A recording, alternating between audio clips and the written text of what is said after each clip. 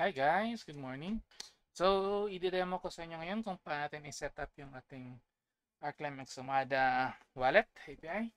So, pwede na tayong, ito yung mga last videos ko na, na meron tayong GCash payment sa ating Arclem, sa ating Umada. GCash payment sa Kamayang payment. So, yun, pakita natin kung paano mag-setup. So, meron tayong mga prerequisite na kailangan mo natin gawin. So, una nun, um, kailangan natin siya ng SendIt API key. So, yung SendIt is ito yung ginagamit natin as gateway, payment gateway, para sa ating GCash at Paymaya. So, pwede kayo mag-create ng account, tapos para mana yung API gateway, saka, at pwede rin na gamitin nyo yung account ko. So, pag gamitin nyo yung account ko, so, syempre, may payment pa tayo dito doon, may payment fee. So, yung pa natin, subscription fee pa lang natin dito is 150 sa sa sa merong Zenit account. So, yun, nakano na yun siya. Naka-multi-site na yun. Tapos automatic na yan. Pero may limit lang din tayo sa Pero sa ngayon, wala mo ng limit. Tapos, pag gagamitin niya yung account ko sa Sendit API, 300 yun siya. So, kasi may mga minus pa yun dyan sa mga withholding tax and such. So, isasama ko pa dun sa So, mas maganda na meron kayong sariling Zenit account.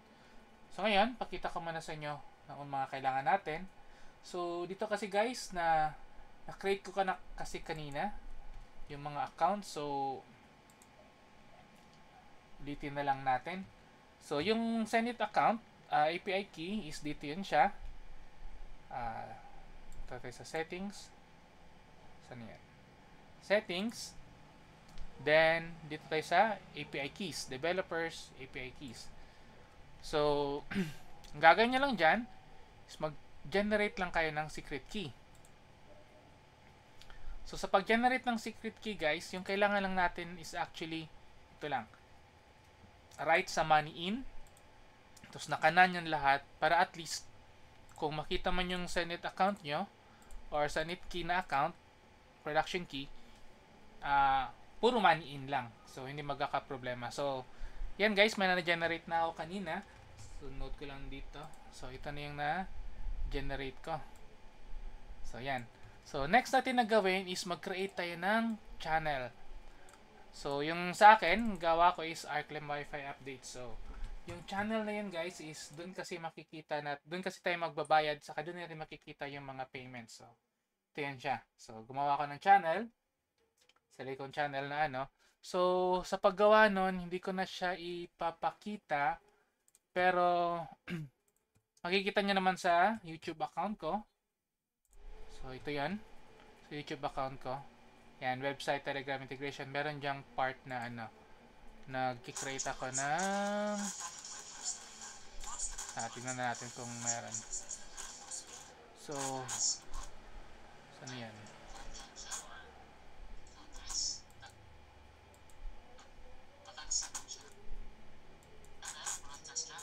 Ah.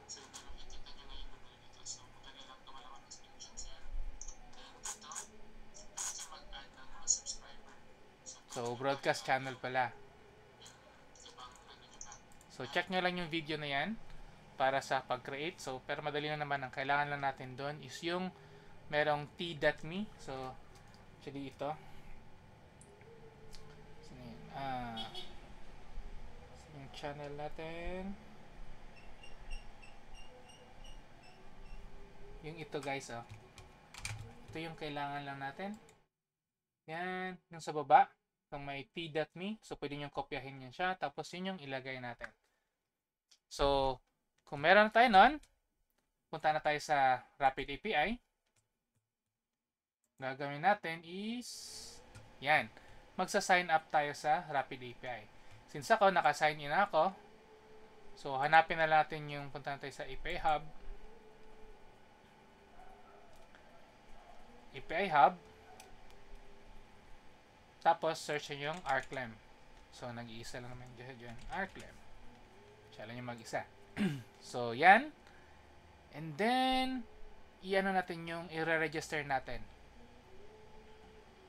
So, ito guys, kailangan nyo mag-subscribe muna.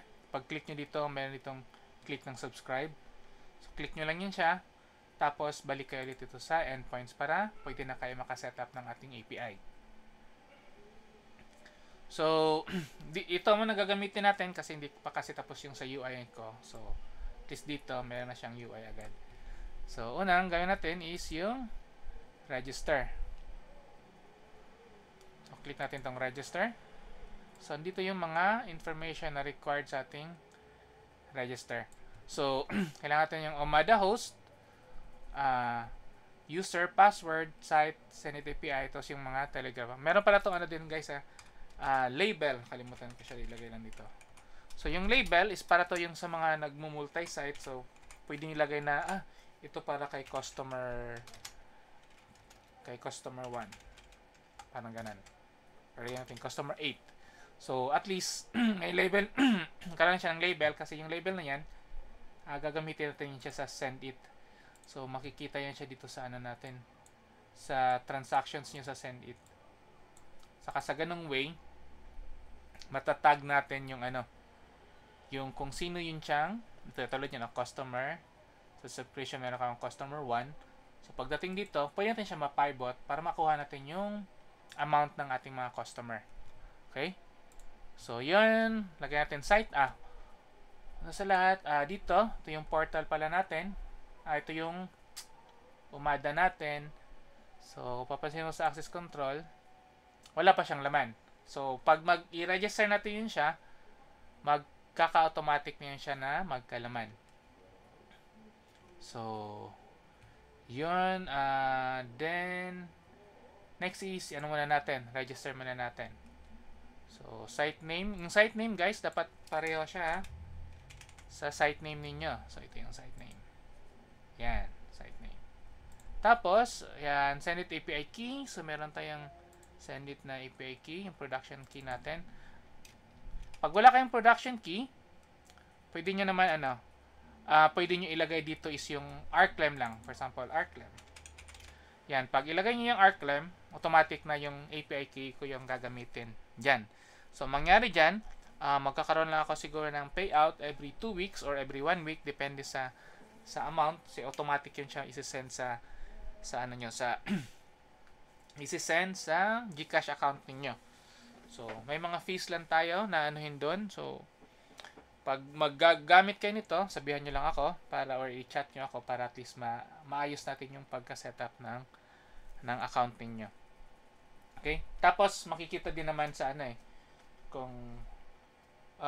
makikita din naman sa Arclem Wi-Fi updates yung lahat ng mga calls na gumagawa ng so pwede nyo ma-check and balance doon kung tama ba yung pagkagawa. So, yan. Tapos, Telegram group name. Pwede to siya dito, yung yan? Yung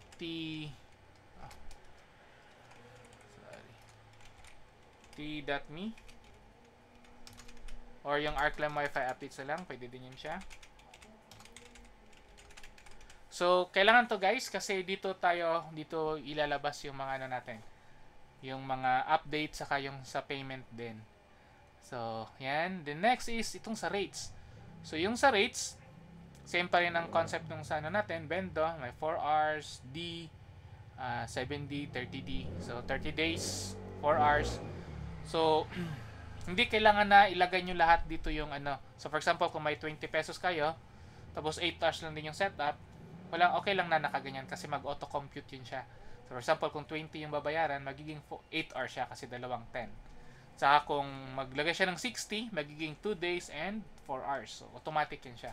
Then, sa rate limit naman, so, importante guys na na tama yung pagkasulat dito. Tama yung So, dito yan siya sa rate limit ninyo. Profiles, rate limit. Yan. Dapat pareha kasi kukunin natin yung niya, yung rate limit ID. So, yan. So, ganyan lang. So, default, 10 MB. Ito, naka-default lang. Tapos, lagay nyo lang yung email din ninyo. Tapos, yung Senit API natin na gamitin is hindi Arclem. So, ito. So, para 150 lang per month. So, yan. Then, ito. Set up ko muna yung nakuha yung ah host. Nanghiram lang kasi tayo ng host, so baka papagalitan tayo. So, yan, lagay nyo lang yung IP. Kung may port, lagay nyo din yung port nyo.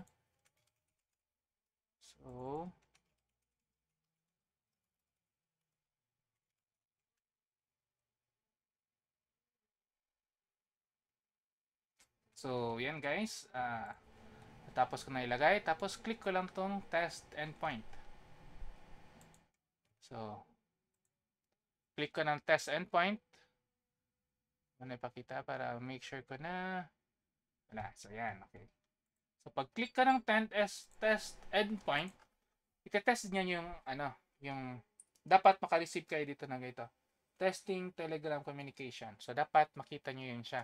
Kasi pag hindi natin masusunod yung flow. So importante yung Telegram guys ha. So ngayon naman, dito sa ating desktop, kailangan din natin yung account ID. So ito yung account ID. Ito kasi gagamitin natin na ilalagay natin sa ating portal. So account ID natin sa Bicol. Ito yung tinest ko kanina. So yan. So meron na tayong voucher. So ang next natin gagawin is punta tayo sa GitHub. So GitHub tapos Arclem 888. Yan, ito yung GitHub natin. So kunin nyo lang yung natin dito. So sa repo natin, yan. So ito guys, isang buong portal na to siya. So pwede nyo i-edit kung anong gusto nyo gawin. So bahala na kayo. So download na natin itong zip file. Tapos extract.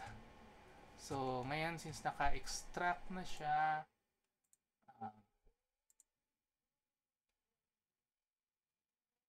saan yan? Ito na yung mangyayari. So, delete ko muna kasi ito yung tinesting ko kanina. So, next nyo gawin is edit nyo yung edit natin. Open na ito. Ay, mali. Edit natin siya. Edit. So, edit natin. So, kailangan natin palitan yung Rapid API key. Yung Rapid API key natin guys is makukuha natin siya dito. Natin sa headers.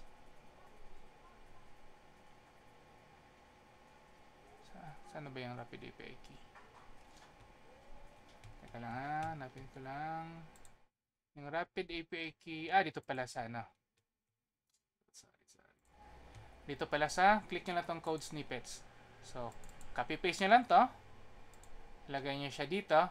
Then, yung account ID. So, palitan nyo yung account ID.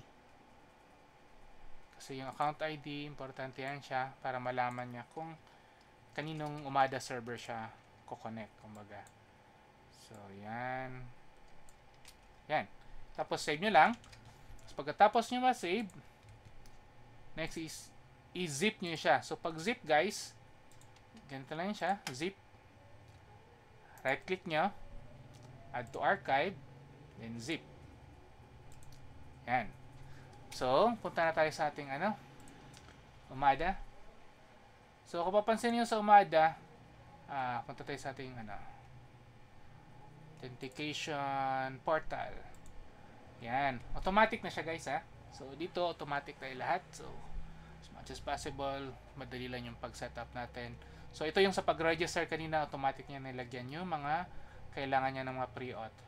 So, dun sa baka ma-VPN, hindi naman nila ma-VPN yan kasi makaka-VPN ka lang pag may open na port. Ito, IP kasi ito siya eh. So, kailangan hawak mo yung IP na yon bago ka maka-VPN doon. So, okay lang yan siya guys. Walang problema dyan. Then, sa portal, gaya natin to. Edit natin, tapos import natin yung portal. So, ito yung ginawa natin siya na compressed file. So, yan. Tapos, apply. Okay? So, ganun lang kadali. Dito naman, sa voucher groups, delete muna natin para at least sure na hindi ko kayo niloloko sa auto generation. So, yan. Tapos, next is, try na natin.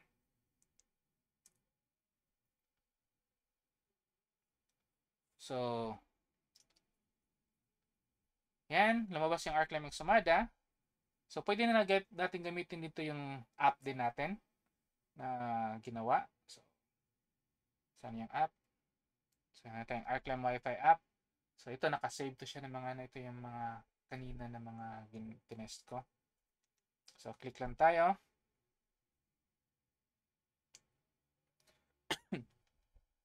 Ayan natin. So, pay by. So, ito yung mga nilagay natin na mga ay, hindi ko pa pala napakita yung pag-setup ng prices. So, yung prices pala, dito rin yun siya sa arclem.js guys ha. So, edit natin muna. So, yan. Ito yung prices ha. So, pwede nyo yan ha. Edit lang nyo. Dapat tama lang. So, yan.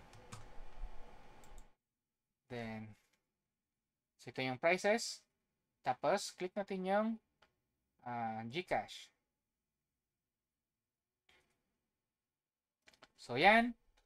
Pag hindi na kayo nakasubscribe sa akin or hindi pa nagbayad ng subscription, ito yung lalabas. Subscription expired. Please ask owner. At the same time, pag may nag-try na mag-ano sa inyo, mag Gcash, tapos hindi pa ano yung subscription natin, ito yung lalabas din. Subscription account expired. So ngayon, mag-pay muna tayo ng subscription natin.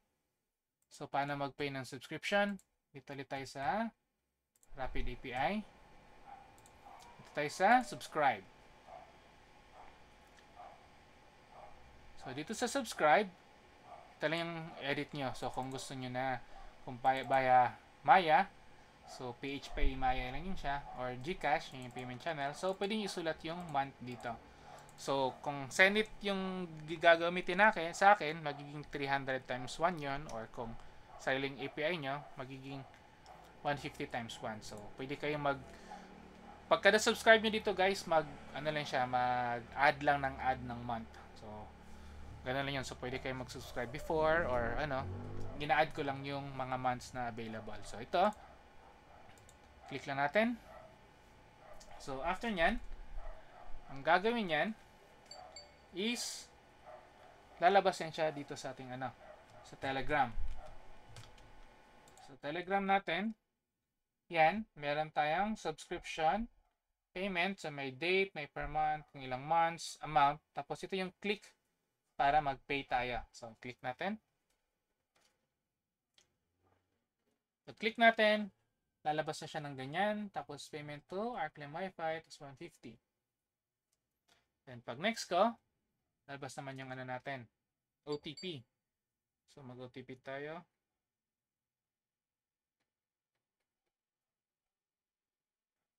Lagyan natin yung MPIN. So, tapos ganyan yung mangyayari. Tapos, pay lang natin.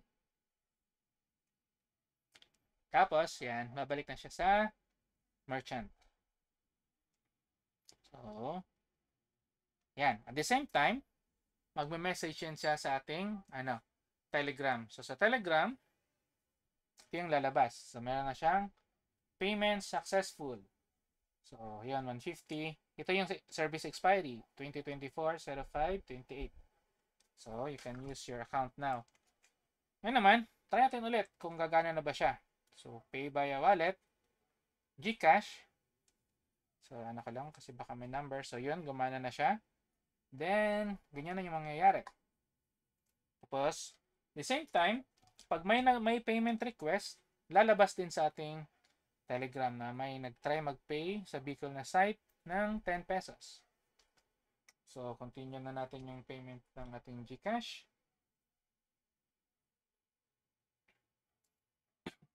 So, hintayin natin yung ating yan. OTP.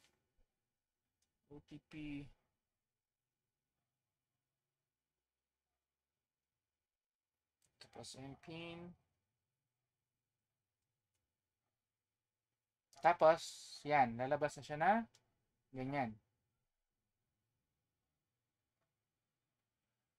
Pay na tayo. So, yan. Magpipay. Since nasa app siya, pag proceed natin, hindi siya mag-auto login. So, gagawin lang niya, isi-save din niya to, tapos pwede ka mag-login. So, mag-login ka. Yan. Yan, 9166 ito. Naka-auto login na pala. Nag-login na pala siya. So, try natin yung fast API. So, yan, naka 520 lang. 1.2. Kasi nakaset siya sa 1 MB. So, yan.